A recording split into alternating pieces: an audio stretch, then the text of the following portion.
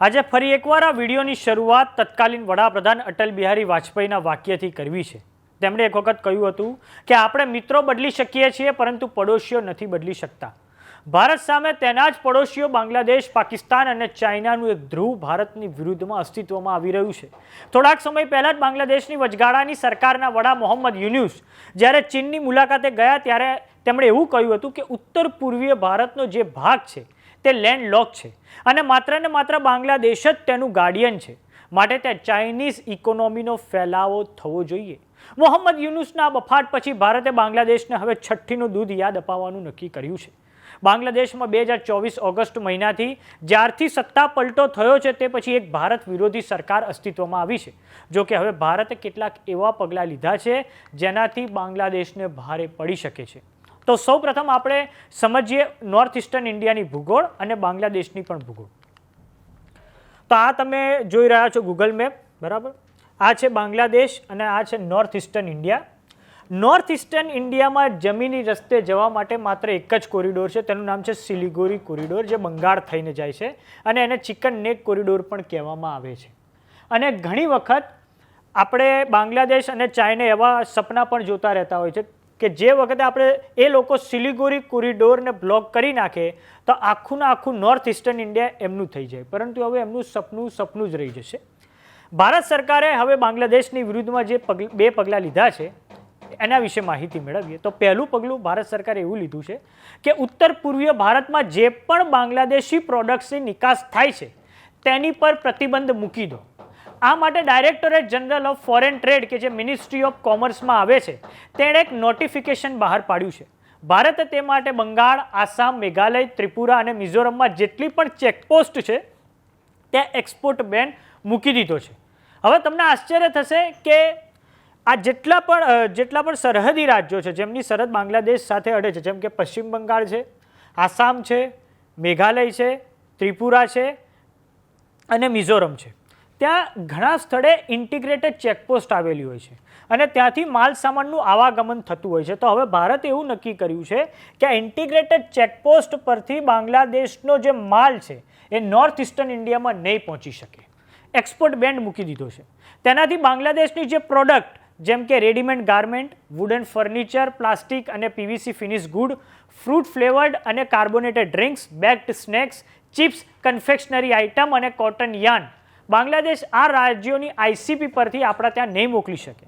આમાં કેટલાક એક્સેપ્શન એટલે છૂટ પણ આપવામાં આવી છે, જેમ કે ફિશ, એલપીજી, એડિબલ ઓઇલ અને ક્રશ સ્ટોન। આ ઉપરાંત બાંગ્લાદેશ જે ભારતના ટ્રાન્સિટ થકી જે પણ નિકાસો નેપાળ અને ભૂતાનને કરે છે તેને પણ બાકાત રાખવામાં આવ્યા છે, એટલે તેને છૂટ આપવામાં આવી છે। ભારત દ્વારા બાંગ્લાદેશ પર આ એક્સપોર્ટ પર પ્રતિબંધ એટલે મુકાયો છે કેમ કે બાંગ્લાદેશે ઉત્તર પૂર્વીય ભારતમાં જે પણ આઈપીસી છે ત્યાંથી આપણી એક્સપોર્ટ પર એમણે અગાઉ પ્રતિબંધ મૂકી દીધો હતો અને આનાથી બાંગ્લાદેશ જે દર વર્ષે $700 મિલિયન રેડીમેડ ગાર્મેન્ટની નિકાસ કરે છે તેને ખૂબ મોટો ફટકો પડવા જઈ રહ્યો છે। ભારતે 2014 પછી એક્ટ ઈસ્ટ પોલિસી અમલમાં મૂકી છે। એક્ટ ઈસ્ટ પોલિસી અંતર્ગત સાઉથ ઈસ્ટ એશિયાના જેટલા પણ દેશો છે જેમ કે મ્યાનમાર, બર્મા છે, એ પછી આવે છે Thailand, Vietnam, Cambodia, Indonesia, Malaysia, આ તમામ દેશો સાથે ભારતની ઘનિષ્ઠતા વધારવી, કલ્ચરલ ટાઈસ થકી અને ચાઇનાનો પ્રભાવ ઓછો કરવો। પામુલાપારથી વેંકટ નરસિમ્હા રાવ 1991માં લુક ઈસ્ટ પોલિસી લઈને આવ્યા હતા અને પછી નરેન્દ્ર મોદી યુગમાં આ પોલિસીને નામ ચેન્જ કરવામાં આવ્યું act East policy. Act East policy અંતર્ગત કલાદાન મલ્ટી મોડલ ટ્રાન્સપોર્ટ પ્રોજેક્ટનું અમલીકરણ ચાલુ છે। અચ્છા, આ પ્રોજેક્ટ અંતર્ગત બાંગ્લાદેશનો ઉપયોગ આપણે નહીં કરવો પડે તો કઈ દ્રષ્ટિએ? તો સૌપ્રથમ આપણે નોર્થ ઇસ્ટર્ન ઇન્ડિયામાં જેટલો પણ માલ મોકલીએ છીએ તો એમાં આપણે બાંગ્લાદેશનો ઉપયોગ કરવો પડે છે, પણ કલાદાન મલ્ટી મોડલ ટ્રાન્સપોર્ટ પ્રોજેક્ટની મદદથી આપણે બાંગ્લાદેશને બાયપાસ કરી શકીશું। કલકત્તાથી આ જો હુગલી રિવર છે ત્યાંના બંદરથી માલ નીકળ્યો પછી તે અહીંયા પહોંચશે મ્યાનમારના સિત્તાવે પોર્ટ પર અને અહીંથી એ પછી જાય છે મિઝોરમ અને મ્યાનમારની સરહદ એટલે ભારત મિઝોરમની સરહદે જોરિન્કી અને ત્યાંથી એ પહોંચશે મિઝોરમની રાજધાની ઐઝવાલ પર। અને હવે થોડાક સમય પહેલાં યુનિયન કેબિનેટે શિલોંગ ટુ સિલ્ચર એક હાઈવેની મંજૂરી આપી દીધી છે। 166 કિલોમીટર લાંબો એ હાઈવે છે, તે સીધો આ ઐઝવાલ સાથે કનેક્ટ થાય છે. એટલે કે નોર્થ ઇસ્ટર્ન ઇન્ડિયાની જે કનેક્ટિવિટી છે, પહેલાં માત્ર એક જ કનેક્ટિવિટી હતી, સિલિગુરી કોરિડોર, કાં તો પછી આપણે બાંગ્લાદેશ થકી જવું પડતું હતું. હવે આપણે બાંગ્લાદેશને સંપૂર્ણ રીતે સાઇડ કરીને કલાદાન મલ્ટીમોડલ ટ્રાન્સપોર્ટ પ્રોજેક્ટની મદદથી સીધા નોર્થ ઇસ્ટર્ન ઇન્ડિયામાં કનેક્ટ થઈ શકીશું. તો શિલોંગ, મેઘાલયની રાજધાનીથી સિલ્ચર, જે આસામના બરાક વેલીમાં આવેલું છે, તે શહેરને કનેક્ટ કરશે. 166 કિલોમીટર લાંબો એ હાઈવે છે. 22,864 કરોડનો ખર્ચો કરવામાં આવશે.